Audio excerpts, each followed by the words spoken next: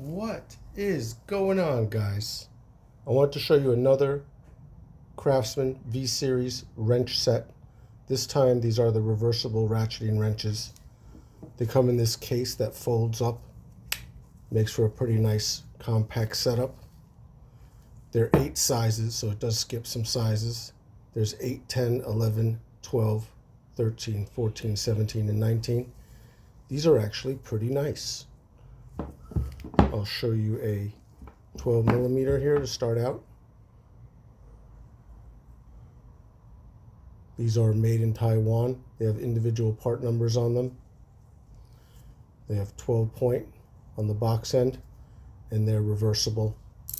The back drag is pretty good on these, pretty low.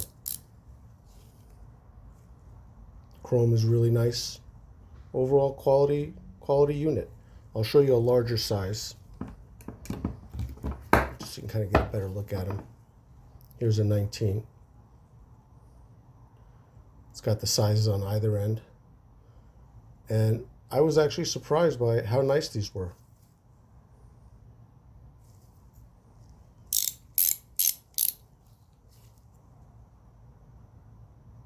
Thanks for checking it out, you guys.